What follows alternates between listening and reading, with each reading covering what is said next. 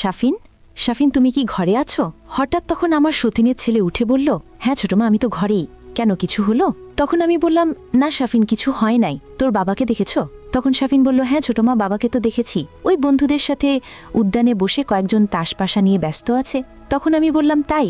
তাহলে আমার যে 10,000 টাকা আমি খুঁজে পাচ্ছি না, তার মানে কি ওর বাবা এটা নিয়ে গেল? না না, জানি না শুনে এই কথাটা বলা বা মন্তব্য করা ঠিক হচ্ছে না। আমি আবারও জিজ্ঞেস করলাম, শাফিন, তোমার বাবার কাছে একটু যেতে পারবা তুমি?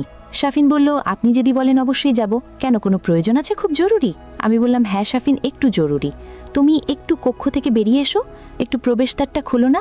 কি করছো? শাফিন বলল, ছোটমা তুমি আরেকটু ওয়েট করো, আমি খুলছি, এই প্রায় হয়ে গেছে। তখন শাফিনকে যেন কেমন একটা অস্থিরতা বোধ কথার মধ্যে বুঝতে পারলাম। আমি তখন শাফিনকে বললাম, আচ্ছা ঠিক আছে, তুমি তোমার কাজ সেরে তারপরে প্রবেশদ্বারটা খুলে বেরিয়ে এসে আমার সাথে একটু সাক্ষাৎ করো। তো এই কথা বলতে শাফিন বলল, আচ্ছা তুমি যাও, আমি এসেই তোমার সাথে সব কথা শুনবো। তারপরে আমি আসলে প্রবেশদ্বারের পাশ থেকে না এসে প্রবেশদ্বারের ওখানে উকি মেরে চুপ করে থাকলাম। যে শাফিন খুব অস্থির বোধ করছিল, কক্ষের মধ্যে অনলিও একা, কিন্তু কেন এমনটা হচ্ছে আর কি বা করছে? তারপরে বন্ধুরা দল্লার ছোট্ট ছিদ্র দিয়ে চোখটা বোলাতেই দেখি, বাবা, শাফিন সবই মহাবিদ্যালয়ে উঠছে। ওর কাঁচা বয়স, মাত্রই যুবক একটা ছেলে, কিন্তু এটা কি করছে? হাঁটে ওটা কি করছো? আর কেমন অস্থিরতা বোধ, আর সামনে মোবাইলটা চালিয়ে কি সমস্ত কি দেখছে? বন্ধুরা, তোমরা তো বুঝতেই পারছো। আমি বুঝে গেলাম তার ওটা যে কি বড় আর কি সুন্দর, আমি এরকম কখনো দেখিনি। যুবক ছেলে তো, দরদার আড়াল থেকে যখন আমি এটা বুঝতে পারলাম, এবং সে যেন ঘেমে কেমন যেন হয়ে গেছে। এর পাগলামোটা দেখে না আমার মনের মধ্যে একটা প্রশ্ন উদয় হলো, যে আমি যেহেতু এখানে আসছি দ্বিতীয় স্ত্রী হয়ে, আমার স্বামী আমাকে ঠিকঠাক করে সময় দেয় না, অতটা কেয়ারই করে না, কিন্তু আমার বাবার তো টাকা পয়সা আছে, আমাকে তারা যথেষ্ট হেল্প করে।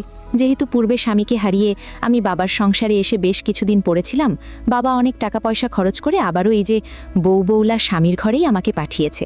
এখন তো আমার টাকা পয়সা সে নষ্ট করছে, উড়িয়ে দিচ্ছে, কি তাসপাশা খেলে বেড়ায় বন্ধুদের সাথে, ঠিকমতো আমার কাছে তো আসেই না, শুধু বড় বউকে সময় দেয়। আর বড় সতীনের ছেলে শাফিনকে একে দেখলাম আমি। তাহলে তো নদীর সাথে আমার একটু বন্ধুত্ব করা দরকার, ওর সাথে একটা সুসম্পর্ক তৈরি করতে পারলেই আমার সমস্ত সমস্যার সমাধান হয়ে যাবে। না, এই সুযোগটা আর আমি হাতছাড়া করব না। তারপরে কিছু সময় বাদে আমি 2 কদম পিছে গিয়ে জোরে জোরে পা ফেলে হেঁটে এসে বললাম, শাফিন, হলো? একটু প্রবেশদ্বারটা খোলো বাবা। কি হয়েছে, কি এমন করছো? দেখি তো, প্রবেশদ্বারটা খোলো তো। শাফিন চুপ করে থাকলো, 1 মিনিট কোনো কথাই বলল না। তারপরে যেন রাগান্বিত হয়ে মুখটা যেন কেমন মলিন হয়ে গেছে, চেহারাটা কেমন ঘরমাত্র। প্রবেশদ্বারটা ছিটকিনি খুলেই আমার দিকে তাকিয়ে বলছে, এত ব্যস্ত হলে কেন? কোনো কিছুতেই শান্তি পাই না। আমি বললাম, কি হয়েছে নদী? তোমাকে তো ঘরে একলাই দেখছি, তবে অশান্তির আর কি করলাম আমি? তুমি বললে কিছু সময় পরে আসো, আমি তো অনেক সময় পরেই আসলাম। তখন শাফিন বলল, আচ্ছা বুঝলাম তো, কিন্তু আমার এখনো আরেকটু কাজ বাকি আছে, কক্ষটা পরিষ্কার করতে হবে। আমি তখন বললাম, শাফিন, তোমার কক্ষ তো পরিষ্কার, তুমি কি পাগল হয়ে গেলে নাকি? তোমার মাথা নষ্ট হলো নাকি? কি হয়েছে কক্ষের মধ্যে? দেখি, কক্ষ পরিষ্কার করা তো আমার কাজ। বলে, না তুমি যাও তো, ভিতরে ঢুকো না।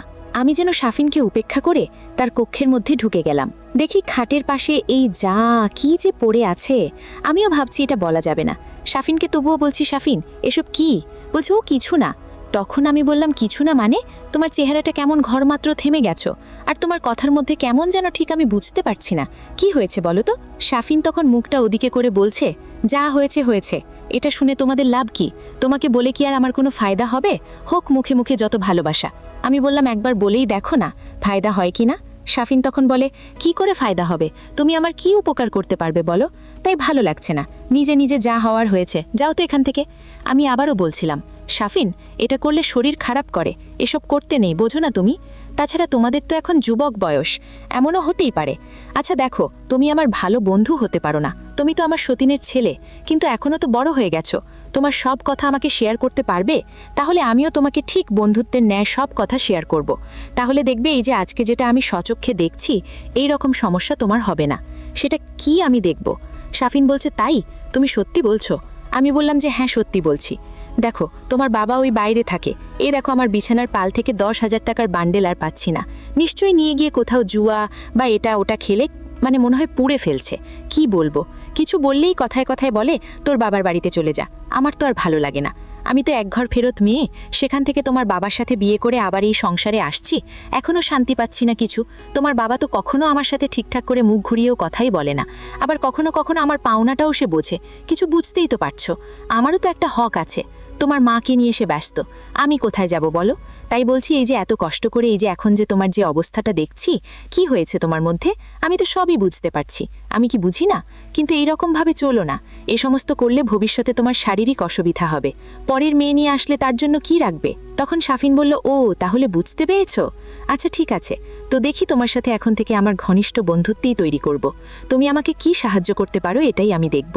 তা না হলে যতদিন পরের মেয়েকে ঘরে না আসি, এই যুবক বয়সে মনটার মধ্যে এমন এমন হলে ঠিক এভাবেই ছেলেরা অনেক সময় সময়টাকে করে। যাক, আমারও এটা এই দশা। তুমি কি বুঝে ফেলছো আমার কি হয়েছে? আমি বললাম যে হ্যাঁ শাফিন, আমি প্রবেশদ্বারের ফাঁক থেকে উকি মেরে দেখেছি তোমার হাতের কর্ম, তুমি যা এখানে বসে যা হচ্ছিল, তোমার আর মোবাইলে এসব কি দেখছিলে সবই বুঝতে পারছি। এ সমস্ত অপেক্ষা করে লাভ কি? সময়টাকে কাজে লাগাও, একটু সংযত হয়ে থেকো। কারো না কারোর এটার হক আছে তোমার প্রতি। কিন্তু আমি বলি কি, তোমার যদি চলতে এতই কষ্ট হয় তো আমাকে তো কতটা লজ্জা না করে শেয়ার করতেই পারো। আর শেয়ার করলে একবার দেখোই না, ট্রাই করো। আমি যদি তোমাকে এ বিষয়ে একটু বাঁচতে সহযোগিতা করি, তোমার অনেক ভালো হবে। তুমি বোঝো না কেন? তখন শাফিন বলল, আচ্ছা নাও, ঠিক আছে, দেখা যাবে। কত মানুষই সাহায্য করে, বলতেই শোনা যায়। আমি বললাম, শাফিন তুমি আমাকে চেনো না, আমি তোমাকে সর্বক্ষণ সব সময় চোখে চোখে রাখবো এখন থেকে। আমি আজকে তোমার যা দেখলাম সচক্ষে, এতে আর কখনো তোমার কাছ থেকে আমি সরছি না। কারণ আমার মধ্যে অনেক কিছুরই শূন্যতা রয়ে গেছে শাফিন। এখন তো তুমি বড় হয়েছো, সবই বুঝতে পারবা আস্তে আস্তে। আমি তোমাকে বুঝিয়ে বলবো। তবে আজ আমি সচক্ষে এই কক্ষের মধ্যে একা একা মোবাইলটা সামনে রেখে তুমি যা দেখছিলে আর হাতে যা করছিলে, এটা কিন্তু খুব বদ অভ্যেস। এটা খারাপ, এর জন্য শরীরও খারাপ হয়ে যেতে পারে। আর এটা যদি তোমার অভ্যেসে পরিণত হয়ে যায়, তাহলে কিন্তু মস্তিষ্কের মধ্যে অনেক বুদ্ধি লোপ পাবে, হারিয়ে যাবে, স্বাভাবিক অবস্থায় তুমি থাকবে না। তাই বলি কি, স্পষ্ট পথভ্রষ্টতা বাদ দিয়ে হাতের কক্ষে যেহেতু আমি আছি, তুমি তো আমাকে বললেই আমি অনেক বিষয়ে তোমাকে সহযোগিতা করতে পারি। তাছাড়া তোমার বাবা না আমাকে শুধু বিয়েই করলো, আর কি বা বলবো শাফিন, আসলে জন্মে যেন আমার কপালটাই খারাপ। ভাগ্যটা ভালো না শাফিন। আগের স্বামীর কাছ থেকে যখন সম্পর্কের বিচ্ছেদ ঘটিয়ে বাবার সংসারে কয়েকটা বছর পড়েছিলাম, সেরকমই ছিলাম।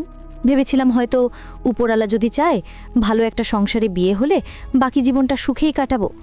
তোমার বাবার টাকা পয়সা অনেক আছে, ঠিক আছে, কিন্তু তোমার বাবা তো সেগুলো ধরে রাখতে পারে না। হয়তো এতদিনে তার সবই শেষ হয়ে যেত যদি তোমার মায়ের বুদ্ধিটা ভালো না থাকতো। তোমার মা আছে বলেই সে এখনও অনেকটা কন্ট্রোলের মধ্যে আছে। তবুও দেখো না, তোমার মায়ের কাছেও সুযোগ হয়ে ওঠেনি। অথচ আমার বিছানার পালক থেকেই দেখো, কালকে বাবার বাড়ি থেকে আমি টাকা নিয়ে আসছিলাম আমার প্রয়োজনীয় কিছু জিনিসপত্র কিনব বলে, সেই 10 লাখ টাকা নিয়ে সে বের হয়ে গেছে। শুধু কি তাই শাফিন, তুমি তো হয়তো জানোই না, আমাকে অনেক ক্ষেত্রে সে তার আমার নিজের হক থেকে বঞ্চিত করছে। দিনের পর দিন আমারও আর ভালো লাগে না শাফিন। আমি কি বলছি তুমি কি বুঝতে পারছো শাফিন? শাফিন বলল, হ্যাঁ, আমার আর কিচ্ছু বাকি নেই, আমি সব বুঝে ফেলেছি। দেখো, আমি অনেক গল্প পড়ি, অনেক গল্প উপন্যাসের বই পড়ি। এ সমস্ত পড়ার আমার ভীষণ অভ্যেস আছে। তো এই সমস্ত পড়তে পড়তে এ সমস্ত জ্ঞানও কিছু তো আবার আছে। আমাকে বোঝাইতে হবে না, এখন কি করতে হবে তাই বলো, বাকিটা পরে দেখব। আমি বললাম, খুব তাড়াহুড়ো করে কোথাও জেরি করবে না। তোমার বাবার কাছে গিয়ে জিজ্ঞেস করো যে ছোট মায়ের টাকা আনছো নাকি বিছনার তলার 10,000, এই কথাটা শুধু জিজ্ঞেস করবে। সে যদি হাঁ না যায় বলে, সেটা তুমি শুনে চলে আসবে, আর কোনো কথা বলবে না। শাফিন বলল, আচ্ছা ঠিক আছে, এ কথা আগে বলনি কেন? আমি বললাম, বাব্বা, আগে বড় বাধ্য করে তোমাকে কক্ষ থেকে বের হতে বলি। তুমি যে কত ব্যস্ত কক্ষের মধ্যে, আর যেভাবে অস্থিরতা বোধ করে আমার সাথে কথা বলছিল, খুবই ব্যস্ত মনে হলো। শাফিন, আমাকে অতটা কাচাখুকি মনে করো না। আমি কিন্তু প্রবেশদ্বারের আড়ল থেকে যাওয়ার নাম করে ওখানে দাঁড়িয়ে উকি মেরে প্রবেশদ্বারের এই ছোট্ট ছিদ্র দিয়ে তোমার সমস্ত কিছু কি করছো আর কি হচ্ছে সব সচক্ষে দেখছি শাফিন। এ কথা শুনতেই শাফিনের মুখটা মাটির দিকে নিচু করে ফেলল আর বলছে, তাই? আচ্ছা ঠিক আছে, কাউকে বলো না। এটা আসলে এইভাবেই আমি অনেক দিন ধরে চলছি, ভালো লাগে না, কি করব? আমি বললাম, এখন থেকে তোমার ভালো লাগার ব্যবস্থাটা আমি করে ফেলব। আগে যে কাজে তোমাকে হুকুম করলাম ঠিক সেখানে গিয়ে আমার কাজটা আগে করে এসো। তখন শাফিন তাড়াহুড়ো করে ওর বাবার কাছে চলে গেল। ওখান থেকে ফিরে এসে কিছু সময় বাদে বলল, বাবা রাগান্বিত ভাষায় আমাকে বলে উঠল, আরে এনেছি তো কি হবে, বউয়ের টাকা কি স্বামীরা নেয় না? তুই বাড়ি চলে যা, যাই বল আমি টাকাটা নিয়েছি, খরচা হয়ে গেছে। আমি বাবার কোনো কথা উত্তর না দিয়ে চলে এসেছি। বাহ, শাফিনের এ কথা শুনতেই তখন চিন্তা করলাম যে যাক, টাকা তো খোঁজ পাওয়া গেল, আমার স্বামী এনেছে, আমি তো জানি আর ওই টাকাটা দেও তো এনেছে, ও টাকা আর ঘরে আসবে না, ও এমনিতেই খরচা করে উড়িয়ে দেবে। তারপরে তো স্বামী বিকেলে নিবাসে ফিরল, বলল, কিরে, কটা টাকা নিয়েছি বলে আমার ছেলেকে জানিয়ে আমার কাছে ওই বন্ধুদের সামনে পাঠিয়ে দিলি?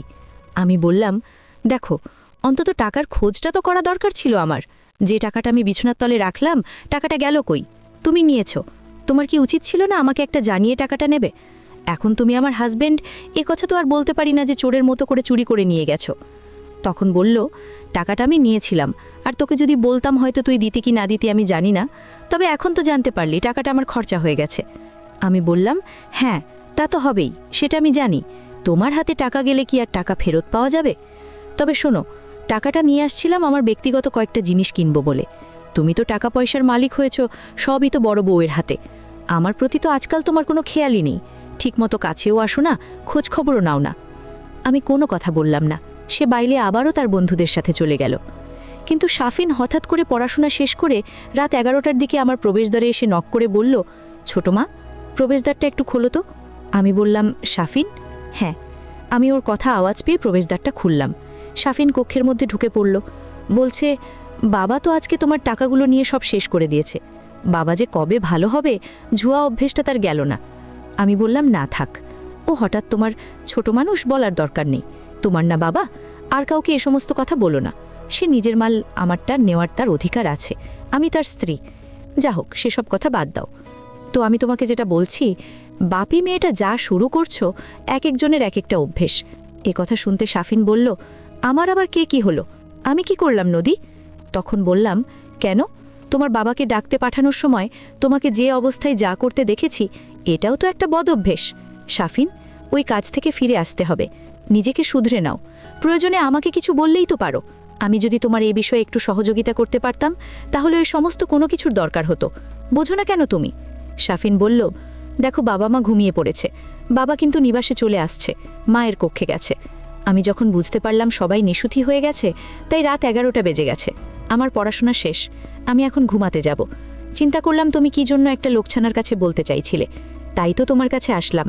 বলো, এখন কিভাবে তুমি আমাকে এই বদ অভ্যেস থেকে একটা স্বাভাবিক জীবন দান করতে পারবে? কিভাবে? আমি বললাম, শাফিন, আমি তো ভীষণ কষ্টে আছি। শাফিন বলল, কি এমন কষ্ট তোমার? আমাদের নিবাসে তো তুমি খাচ্ছ, দাঁড়াচ্ছ, ফিরছ, ঘুমাচ্ছ। তাছাড়া তোমার বাবা তো অনেক টাকা পয়সাওয়ালা মানুষ। বাবা তোমাকে ঠিকঠাক টাকা দেয় না বটে, তবে তোমার বাবার বাড়ি থেকে তো মাঝে মধ্যে গিয়ে টাকা পয়সা নিয়ে এসে নিজের জীবনটাকে কোনোরকম চালাচ্ছ। ভালোই তো আছো, চিন্তা কিসের? তখন আমি বললাম, শাফিন, আমার স্বামী আছে, কিন্তু আমি যখন বাবার কাছে টাকা চাই, বুকটার মধ্যে ধরফর করে।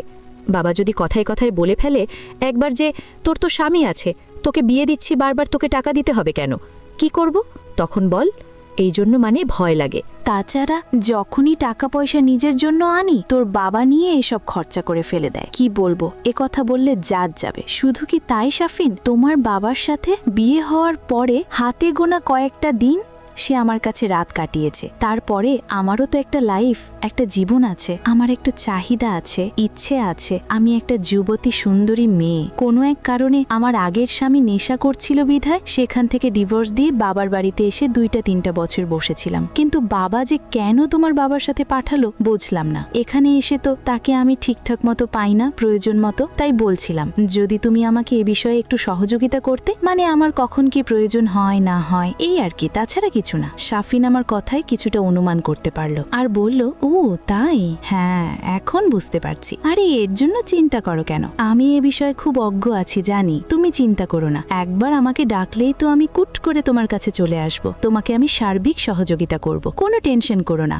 বাবা যেভাবে চলে চলুক, এটা কি তার কাজ? এরকম চলা কি ভালো হচ্ছে? তোমার সাথে এই ব্যবহার করা ঠিক? বুঝলাম না। আমি তখন বললাম, শাফিন, তোমার অতটা বুঝতে হবে না, তুমি সবেমাত্র হাই স্কুল পেরিয়ে মহাবিদ্যালয়ে উচ্চ। তো মহাবিদ্যালয় জীবনে ছেলেরা আস্তে আস্তে 1.5 বছর গেলেই সব বুঝে পাক হয়ে যায়, তুমিও বুঝতে পারবে। শাফিন কথার মধ্যে বলে উঠল, আমাকে আর বুঝাতে হবে না, তুমি যেহেতু আমার সবকিছু বুঝেই ফেলছো আর আমার প্রাইভেসি তুমি দেখেই ফেলছো, আর কি বলবো। তবে এটা কি করবা আমি জানি না। তখন আমি বললাম, শাফিন, কি জানতে হবে? প্রবেশদ্বারটা লাগিয়ে দাও। এ কথা বলতে শাফিন ভেতর থেকে প্রবেশদ্বারটা লাগিয়ে দিল। বললাম, তুমি এখানে চুপচাপ বসো, তোমার সাথে আমার অনেক কথা আছে। আচ্ছা, তোমার কেমন মেয়ে দেখতে পছন্দ? এ কথা বলতে শাফিন বলে, ঠিক তোমার মতো। জানো তুমি কি সুন্দর, মোটা সোটা, ফর্সা, এত বড় বড় মাথায় কালো কেশ, কি হরিণী দুটো টানা টানা চোখ, দুটো তোমার গোলাপি রঙের ঠোঁট, আর কি সুন্দর তোমার মাঝে মাঝে না তোমার স্মাইল, হাসি এত মিষ্টি, হাসিটা আমার দেখলে প্রাণটা জুড়িয়ে যায়।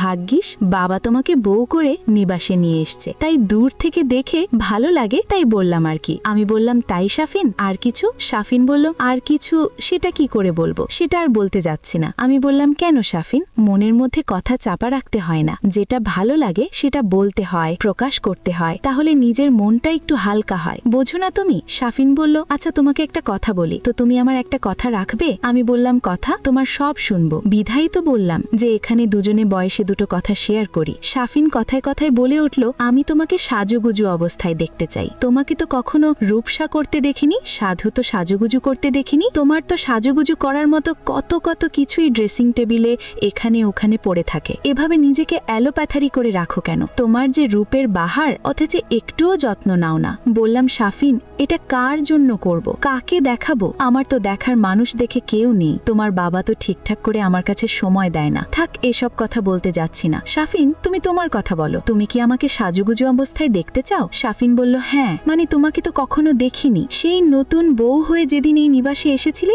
সেদিনই শুধু দেখেছিলাম, তবুও আবার ঘোমটা পড়েছিলে তুমি, অতটা ভালো করে দেখার সময় হলো কই? আমি বললাম, ঠিক আছে শাফিন, একটু ওয়েট করো। তারপরে শাফিনকে বসিয়ে রেখে শাফিনের ইচ্ছাটা পূরণ করার জন্য ইচ্ছে মতো আমার কক্ষের সব ছিল, আমি সাজুগুজু করলাম। মানে কেমন যেন একটা আলপনা আধারের মতো ইচ্ছে হলো, তাই কি যেন একটা পাগলামি বন্ধুরা, তাই না? মানে নিজের ইচ্ছায় খুব সাজুগুজু করলাম, একটু মেকআপ টেকআপ, একটু এটা সেটা, ঠোঁট দুটো লিপস্টিক দিয়ে একটু রাঙা করলাম, তারপরে এটা সেটা করে চুল টুল খুব সুন্দর করে গুছিয়ে বেঁধে একটু নতুন শাড়ি পরলাম, শাফিনের সামনেই অনেক কিছু করলাম। করার পরে তারপরে বললাম যে, শাফিন, তুমি এখন আমাকে এখানে বসে 10 মিনিট আমার মুখের দিকে তাকিয়ে ভালো করে দেখো। কখনো বললে তুমি আমার রূপ, এই রূপটা দেখোইনি, দেখো আজ প্রাণ ভরে দেখো। শাফিন বলল, তাই? ঠিক আছে। সত্যি শাফিনটা আমার পাশে বসে কি সুন্দর করে অনেকক্ষণ আমার দিকে তাকিয়ে থাকলো, কিন্তু হঠাৎ করেই ওর ভেতরে কি আবেগের জন্ম হলো আমি জানি না, ঝটকা একটা টান দিয়ে বুকে জোরে জোরে শাফিন আমাকে বলল, এত রূপবতী সুন্দরী মেয়ে আমার জীবনে আমি খুঁজে পাবো তো? আমি তখন বললাম, শাফিন ছাড়ো, হ্যাঁ তুমি অবশ্যই পাবে, তবে মন থেকে দেখবে, চেয়ে দেখলেই তো হয়। শাফিন বলল, কেন? চাইলে কি এটা হাতের মোয়া যে আমার হাতে আমার কাছে চলে আসবে? তখন আমি বললাম, কেন? হঠাৎ করেই তো না জেনে না অনুমতি নিয়ে বুকে টেনে নিয়েছো, এভাবেই কাউকে জায়গা দিলেই দেখবে সে তো আরো আপন হয়ে যাবে। ব্যাপারটা শাফিন ঠিক বুঝে ফেলল, বলল, তাই? আচ্ছা ঠিক আছে, তাই যেন হয়, কিন্তু দেখো আমি যাকে চয়েস করব মনে মনে, সেই চয়েসটা ঠিক তোমার চেহারার সাথে যেন হুবহু মিল হয়, তাহলেই তাকে আমি জীবন সঙ্গিনী হিসেবে বেছে নেব, তাছাড়া জীবনে ইচ্ছে করে না কাউকে বিয়ে করব। আমি বললাম, তাই শাফিন, আমার একদম ভালো লাগছে না তোমার কথা শুনে। শাফিন বলল, কেন? আমি বললাম, আচ্ছা তোমার নিজের সম্পদ তুমি কেন অপচয় করো? শাফিন যে একটু গভীরে যেতে শুরু করলাম, বলল, ও সে কথা ছাড়ুন তো, আমার এসব কথা বলতে লজ্জা লাগে, কেমন করে বলবো? আমি বললাম, ও এ সমস্ত করতে লজ্জা করে আর বলতে লজ্জা করে? শাফিন বলল, কি করে বলবো? তুমি কিছু বলবে না তো? আমি বললাম, আমি শোনার জন্যই তোমাকে বলছি, কি বলবো আমি তোমাকে? আর তোমাকে এই অভ্যাস ছাড়তে হবে, শরীর খারাপ করবে, পরে ভবিষ্যতে যখন ঘরে বউ নিয়ে আসবে তাকে কি উপহার দেবে? পরের মেয়ের হক তুমি নিজে আজকে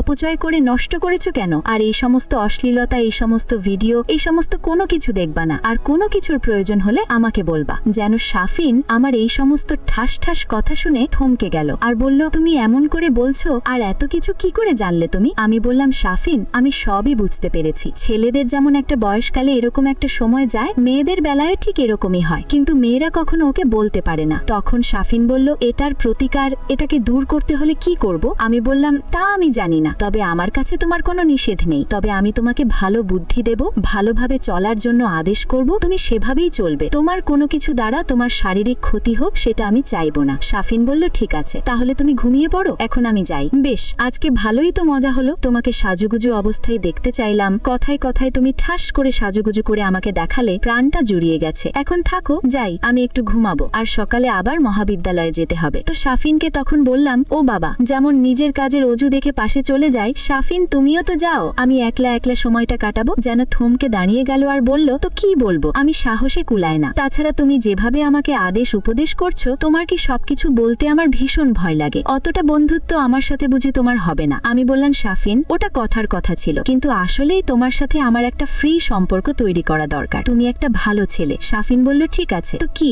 আমি এখানে বসবো না? আমি আমার কক্ষে যাব, ঘুমাবো? তখন আমি বললাম ঘুমাবে, তবে আজকে আমি তোমাকে যেতে দিচ্ছি না, তুমি এখানেই ঘুমাবে। তারপরে এ কথা শুনতেই শাফিন বলল তাই বাবা আসবে তো? আমি বললাম যে বাবা আগে আসলে তোমাকে এ কথা বলতাম। দেখো শাফিন, নিজেকে ভীষণ একা লাগে, যত রাত